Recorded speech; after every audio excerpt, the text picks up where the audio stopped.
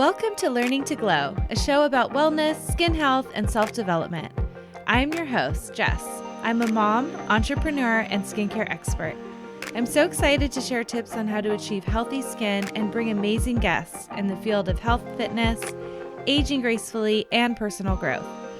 Let's explore all different ways we can take care of ourselves as women, both inside and out, to truly shine. So let's get glowing.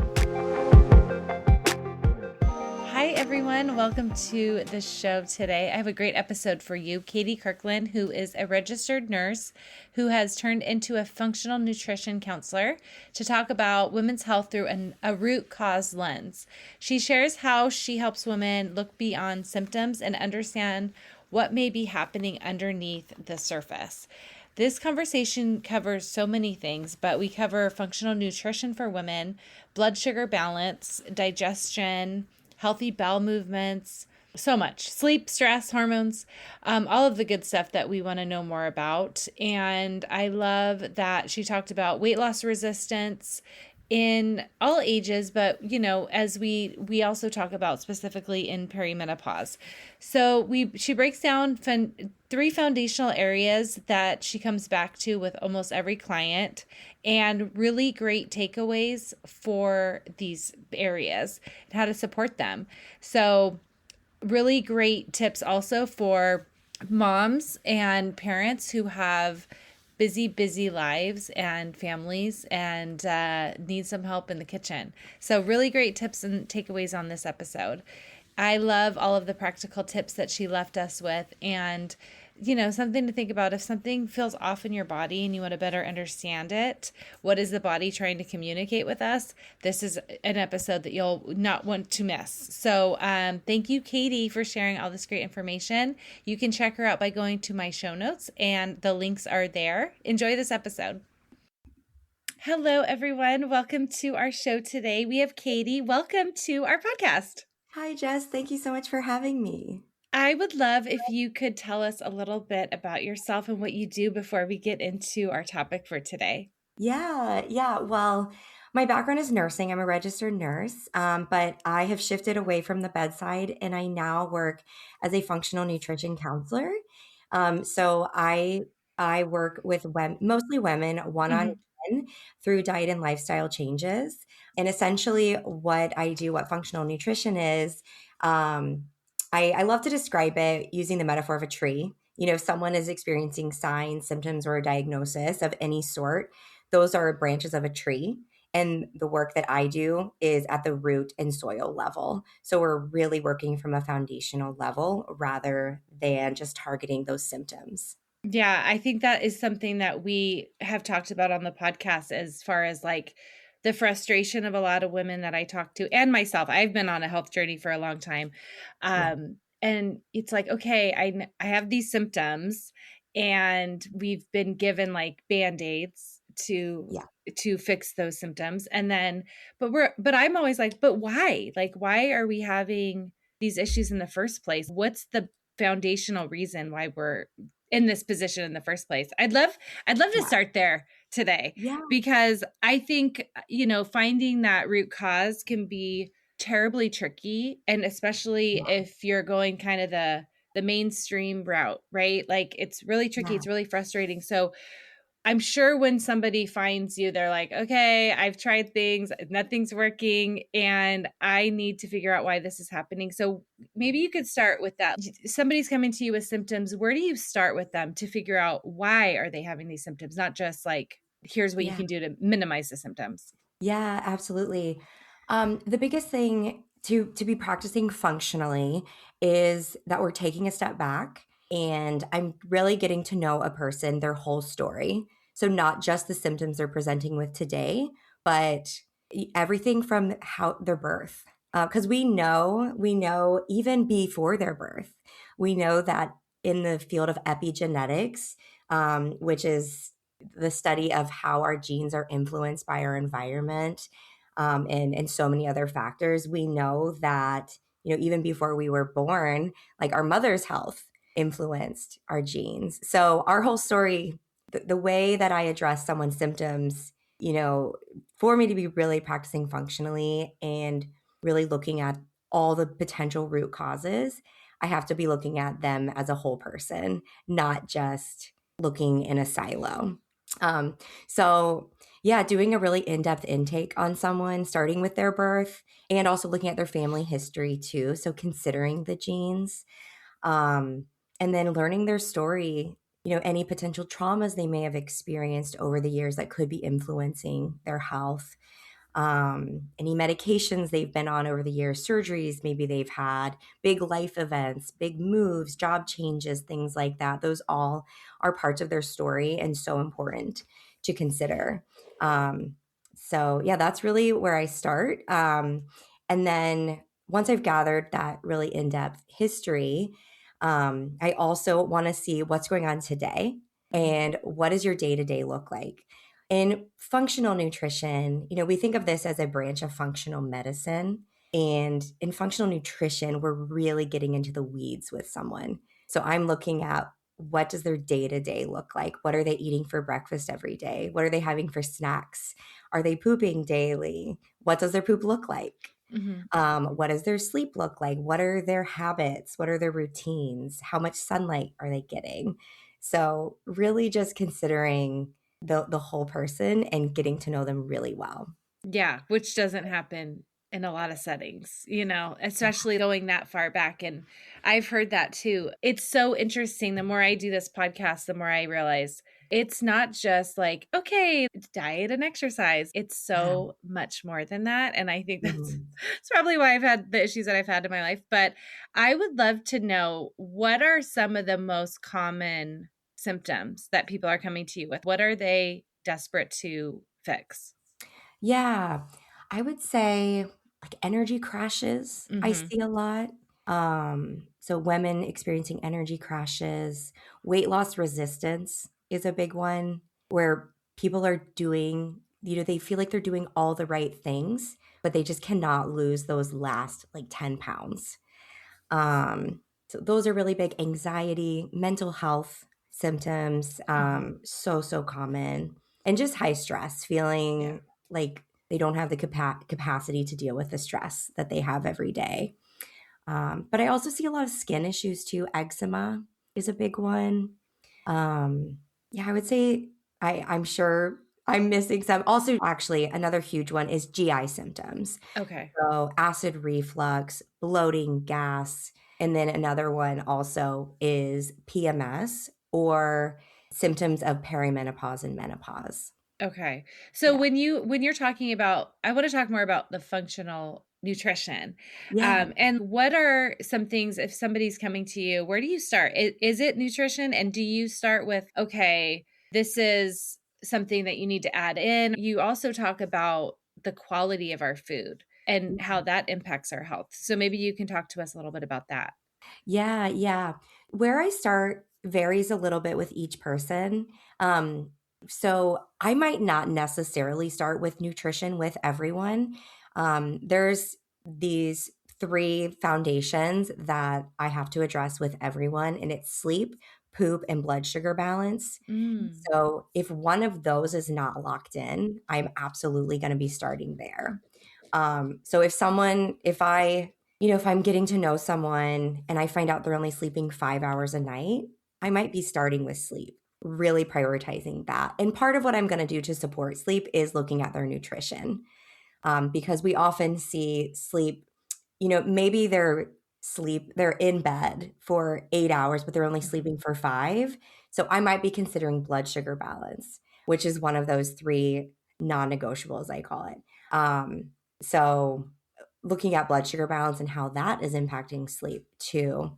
But blood sugar balance is so foundational to overall health too. If someone comes to me maybe with PMS symptoms, um, I'm going to immediately think blood sugar balance first because blood sugar really is the foundation. If we imagine a pyramid, we think of blood sugar balance as the base. Blood sugar balance impacts insulin, which impacts cortisol, which impacts thyroid hormones, which impact our sex hormones. And that's where we're seeing signs of PMS or maybe symptoms of like perimenopause, menopause.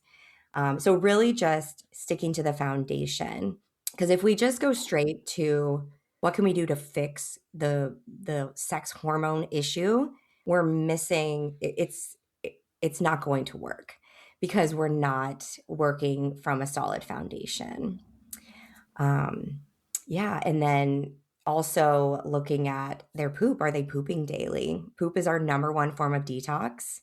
If we're not pooping daily, we could be recycling dirty estrogen in the body. And so it's just really important to ensure someone's pooping daily and fully too. You can be constipated and still be pooping some every day. We want to make sure that they're fully eliminating to ensure that they're getting all of the toxins out of the body every day. Before we talk about, I want to talk about the poop more because that's so Yeah, important, obviously. But I want to talk about blood sugar first because yeah, that is the way you describe it. It's so important to just everything. And I don't think a lot of people think about, oh, well, how's my blood sugar balance? I mean, I only recently started paying attention to that. What are some yeah. things that we can do if you're listening to this and thinking, oh gosh, I have some of these symptoms and I have no idea what my blood sugar looks like or what I need to do to make sure it's more optimal? Can you help us with that? Yeah, yeah, and I love that you mentioned that because before got into this work, I never thought twice about blood sugar balance. I was like, Yeah. I don't have diabetes. Why do I need to worry about my blood sugar? But it is something we should all be paying attention to because it is so foundational to so many like, disease processes. Even considering things like heart disease, it is playing a role in that. And so, but I would say I'd say 3 to 4 like rules for balancing blood sugar. Number one is eating protein, fat, and fiber at every meal or snack, ideally. You've probably heard people say like don't eat naked carbs. And the reason for that is because when we're eating just a carb, even if it's a piece of fruit like a banana, which is so great, so much of a better option than a lot of alternative snacks out there, we still want to be pairing it with something that's going to slow the blood sugar spike from that. So adding in maybe some peanut butter or almond butter or a handful of nuts or seeds or something like that, just to kind of buffer the blood sugar intake. Um, and then, of course, at every meal, too, ensuring you're getting good protein, fat, and fiber. So let's say I love paying attention to breakfast. Breakfast is really a place where I start with so many of my clients Mhm. because it really sets the stage for the rest of the day. So actually, one of my other rules of thumb for managing blood sugar is to eat breakfast within an hour of waking every day. And we want to make sure that breakfast is not just like a bowl of cereal.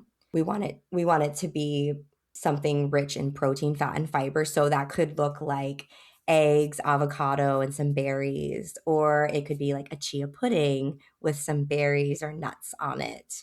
Um, or it could be a smoothie with some protein powder and greens thrown in. So there's a lot of great options out there for a really nourishing breakfast to start the day. Um, yeah, and then so protein, fat, and fiber at every meal or snack. Eating breakfast before waking. Also, this is a little more uh, less of like a to do, I guess, but just being prepared. Just being prepared. If you know you're going to be out running errands all day, bring some snacks with you. Bring an apple and some nuts or a high quality protein bar, maybe something like that. Just be prepared or know where you can stop to get a meal or a snack that's going to be really nourishing for you. And then the last one would be just move your body after you eat. If you can go for a 5 to 10 minute walk, that can really help with the blood sugar curve that your body's going to experience after your meal. I love that. These are great. Okay, so and I want to talk more about being busy and being prepared because Yeah. there's a lot of moms that are listening to this, me Yeah. included, who are like super busy and especially in the afternoons, especially when we are like getting ready to have dinner. Yeah. But before that, I want to talk to you about, go back to breakfast really quick. I just Yeah. had a really amazing nutritionist on, and she said the same thing. She's like, eat an hour within waking. Yeah. And I love that. And I've been doing that. But what do you think of? Okay, I'm going to tell you my breakfast. You can grade Yeah. me. Yeah. I'm taking a couple weeks off of eggs. Yeah. And that was my go-to. And I love eggs. But I've been having oatmeal with like a bunch of stuff like fruit. I put some chia seeds, hemp seeds, goji berries, and a scoop of almond butter. Yeah. So would that be considered pretty balanced? Like, is that too many carbs with just the oatmeal, or is that considered, because there's not a lot of protein in it? Yeah, no, I actually eat oatmeal for breakfast a lot. I love Okay. oatmeal. I think that sounds great. One thing I will sometimes add to oatmeal is a scoop of collagen or Okay. a scoop of like unflavored protein powder. So that's a way you could add a little extra protein, but I don't do that every time. I actually had oatmeal this morning and I actually had some eggs and also oatmeal. So that was kind of my extra protein. I also love adding ground flax into Oh, oatmeal. I do that too. Yeah, yeah, that's another good one. Um, yeah, no, I mean, I think that sounds great. And I would also just, one of the biggest things with getting to know your body is just to really pay attention to how you feel. Like, are you feeling sustained through your morning? Are you getting hungry like an hour later? If you are, or maybe you're getting fatigued an hour later. If you are, that could be a sign from your body that, hey, we might need a little something more at breakfast. But if you're feeling good, you're feeling sustained till lunch, then that might be perfect for you. Yeah. Yeah, it's interesting because I make oatmeal for the house, the family, a lot. And I just was, I have my routine. I get stuck in ruts, but because I work, I Yeah. just keep going with them. But this is the first week where every day I've had oatmeal and I am so not hungry for hours. And Yeah. I'm like, that's a good sign for me because sometimes when I have other breakfasts, I'm like, oh, okay, I feel like 10:30 rolls around. I'm like, I'm kind of hungry already. Yeah. But the first day I had the oatmeal, I was like 2 p.m. and I'm like, oh my God, I haven't had lunch. Yeah. And so I was like, this is really filling. It just Yeah. really keeps me full. But yeah, it's like that information of what we eat first Yeah. kind of sets us up for the day. And I was like, okay, is this too carb heavy? Yeah. But it makes me feel really good. So I guess Yeah. that's a good sign.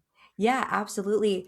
And oatmeal is actually really interesting because some people react to oatmeal a little differently than others. I don't know if it's like a gene variation, but some people do their blood sugar spikes more than others on Okay. oatmeal. So if you're feeling good, then I say keep it up. Yeah. Yeah. One Okay. other, one other thing on this topic that I think is really important to mention is also waiting until after breakfast to consume caffeine.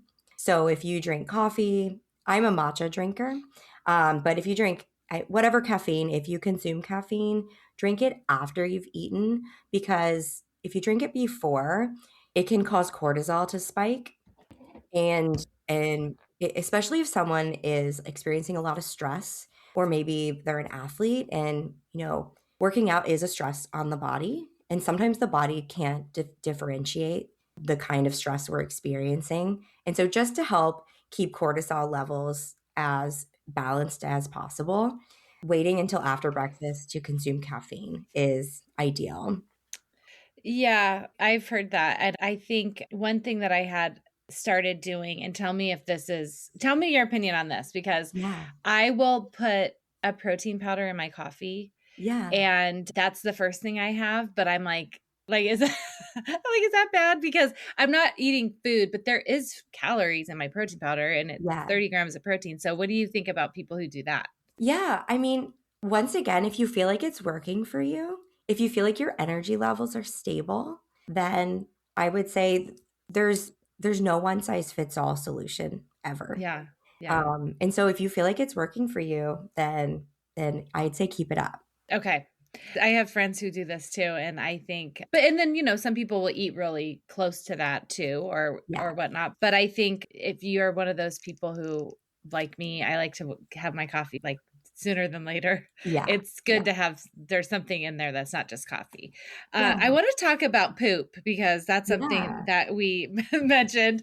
Tell us, like, what do we need to be on the lookout for? Like, what's normal? What's not normal? What do we need to, like, be aware of? And also, it's interesting that you said that with we can be constipated, even though we're going to the bathroom. We're not fully evacuating. And is Yeah. is that, like, why some people are just like, get the bloating and the gas and all that stuff? Yeah, I mean, that could absolutely be contributing to someone's symptoms like that. Yeah, for sure. So an ideal poop, I can kind of walk you through what that looks like. So color-wise, it should be medium brown typically. Might vary a little bit depending on what you've eaten. Also, certain medications Mhm. can change the color.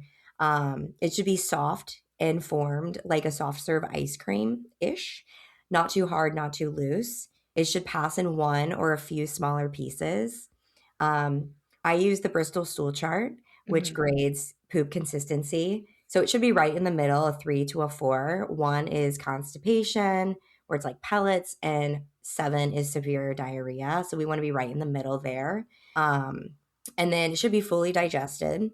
Um, if we are seeing food particles in poop, um, it could indicate that we've got something upper GI that needs our attention. It could be something as simple as we need to slow down and Okay. chew our food a little bit longer. Slowing down also gives the stomach time to prepare to break down our food for better absorption. It could also potentially be a sign of inadequate stomach acid. So, just some little things to think about if we are seeing undigested food in stool. Poop should also pass easily without strain, and it should take no more than 10 to 15 minutes to go. And then the one that I think shocks a lot of people is we should ideally be pooping 1 to 3 times daily. Yeah, I've heard that. When you talk about this, I think this is really important, and I started learning about this more last year. The things that we can do for digestion. You mentioned chewing, Yeah, and how important that is. And I know that we rush, like yeah, going back to there's a lot of busy people. We don't have time to sit and I remember one of my nutritionists told me you need to chew for, like, I can't remember how many seconds, but it yeah, was like a lot. And I was right. like, "Oh my gosh, Like I'm eating more too than feels, fast." yeah, more than Yeah. feels natural. Yeah. So tell us more about what we could do with that. And, like, I think it's not just we're eating so fast, but also we're distracted. Yeah. Yeah. It's crazy. I think back to when I was in elementary school, and I think we had, like, 17 minutes to eat, or maybe even less. Maybe it was, like, 12 minutes. So we have been conditioned as a society to eat in a rush from such a young age. And then I worked as a nurse for many years too, and I would sometimes have, like, 5 minutes to rush to eat before I was called out. I mean, technically, I was supposed to have longer, but it just in reality, that wasn't the case. So we are in such a busy world that so many of us are in such a hurry at mealtime, and it really is so detrimental to our health. Mm. Um, so one rule of thumb I like to think about is this idea of chewing your liquids and drinking your solids, because and I'll explain that a little bit more, but what that does is it gives the rest of your digestive system, it signals that, hey, we've got food incoming, like let's release the enzymes, prepare the stomach acid so we can break down the food for absorption. But so thinking about chewing your liquids, I like to think of a smoothie where we maybe have a little roughage we could bite down on. But so when you take a sip of a smoothie, just letting it sit in your mouth for a second and just kind of like chewing a little bit just to slow things down rather than just sucking it down really fast can help with the digestion and absorption of the nutrients you're getting from that smoothie.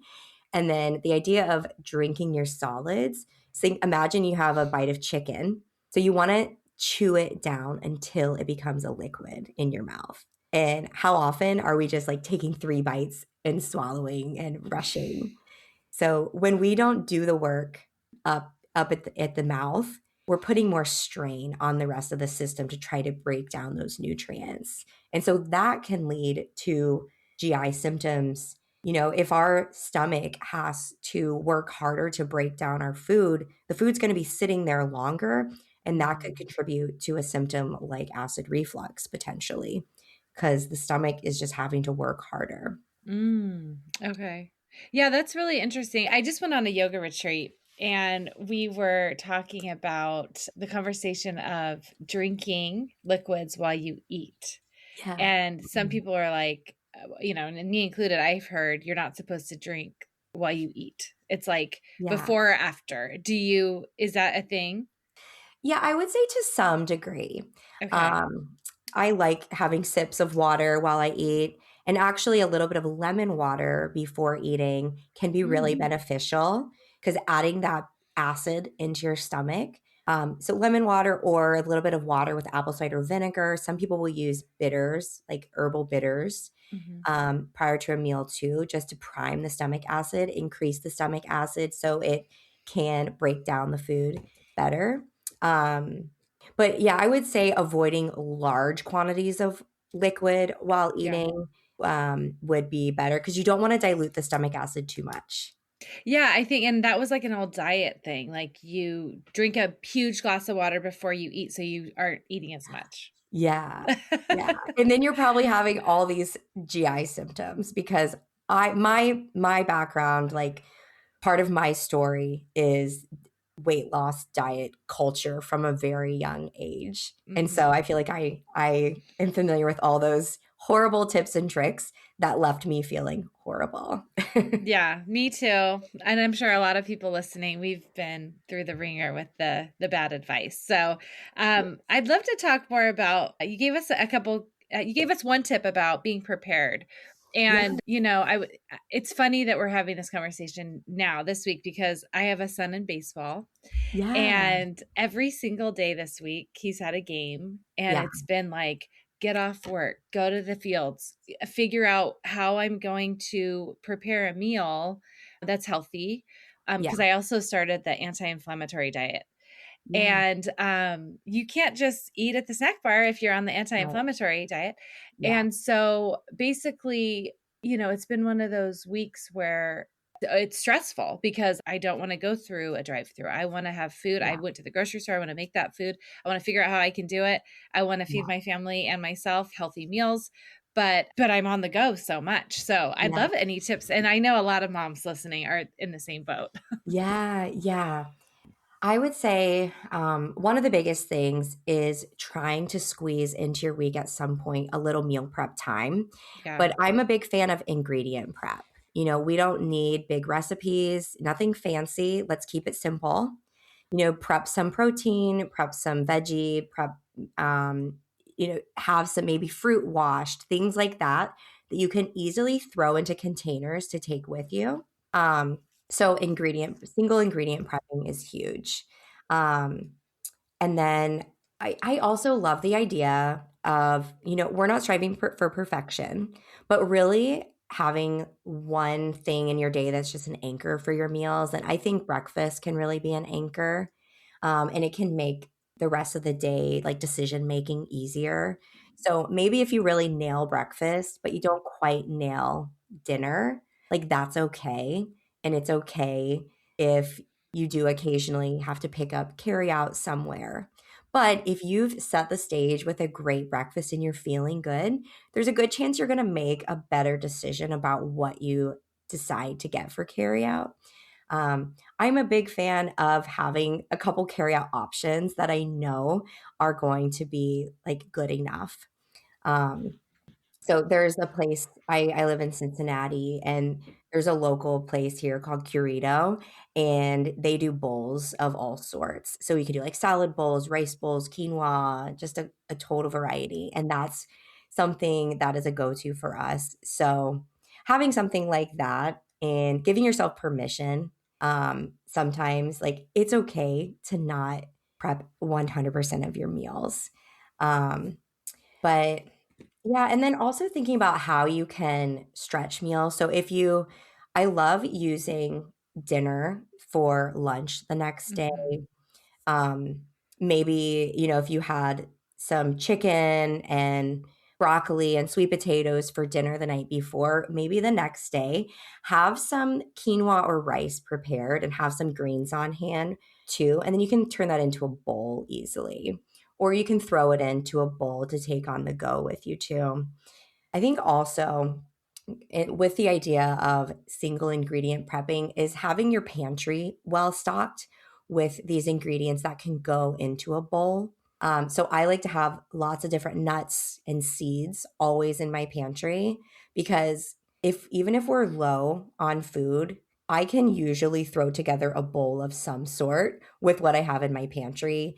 Sometimes that includes maybe some canned tuna or canned salmon or something like that.